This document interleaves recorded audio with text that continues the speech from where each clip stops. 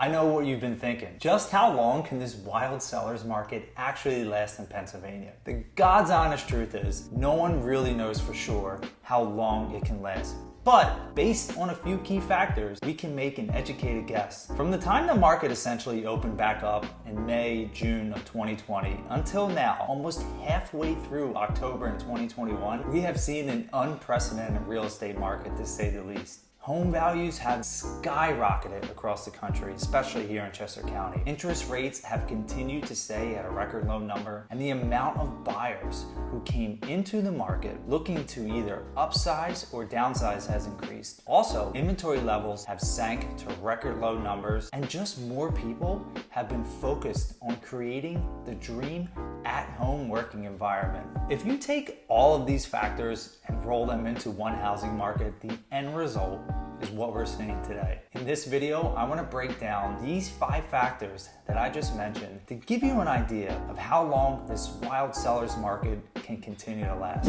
Let's look at home values and focus on how much of an increase we have really seen. And since I live in Chester County, I'm going to focus on that market specifically. From the beginning of 2020 until the end of May in 2020, the average sold property was around $406,000. So we were shut down from doing business for much longer than most of the country, but towards the end of May, when it opened back up, we saw a surge in home values. From the end of May until the end of the year in 2020, home values rose to $447,000, which is an increase of about 10%. Now, if we look at the average home value for all of 2021, we are at $487,000, which is almost a 20% increase from the beginning of 2020, which is absolutely insane. These numbers that we see are less than 2 years of increased value, and they are not sustainable in my opinion. I do feel that we are at the point now where we have seen a slight cool down and values won't be rising as dramatically, because if they did,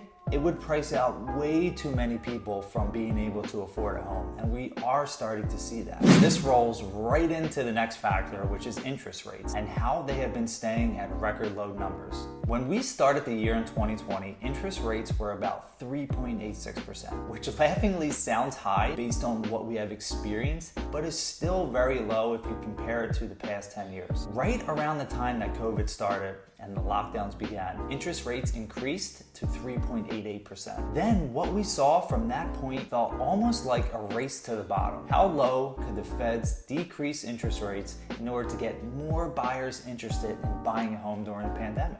At the lowest point in 2020, we saw interest rates of 2.95%. But as many people know who purchased a home within the last 18 months, myself and my wife included, rates got even lower. We were personally able to refinance our primary residence and buy a second home with an interest rate of 2.65%. 2.65%. That is so low. And in some cases, if you were utilizing a 15-year fixed rate, they went as low as 2.28%, which is almost like free money. With rising home prices, interest rates have to stay low in order for people to be able to afford housing. So now let's focus on the buyer pool, which is arguably the largest it has ever been in America.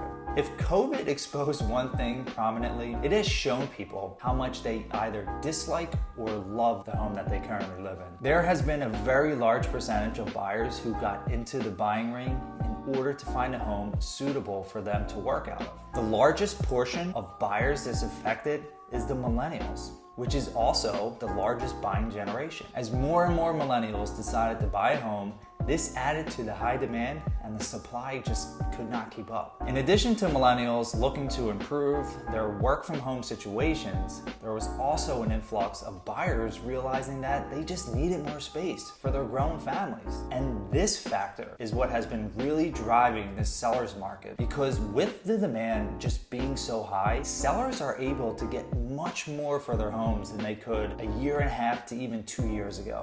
This ties nicely in with our next factor, which is record low inventory levels. Many people forgot that coming into 2020, we were already in a seller's market with low inventory. In 2020, we started the year out at 2 months supply of inventory, which is very low. In June of 2020, we reached a 4.7 months of inventory, which is the highest that it has been in a pretty long time. And then, you know what happened?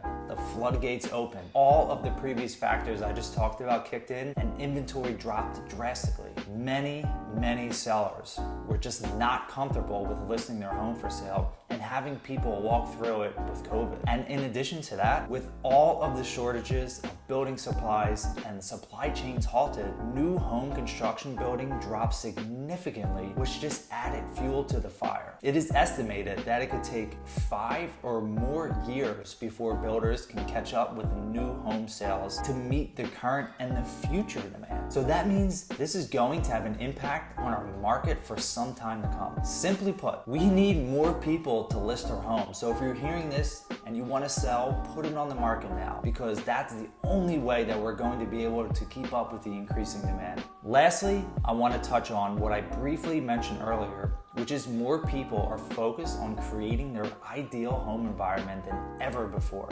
The truth is, we don't know how long things will last like they are until we get back to some kind of normalcy. If these past 18 months taught us anything, it is that we all need and deserve to live in an environment that brings us joy and happiness.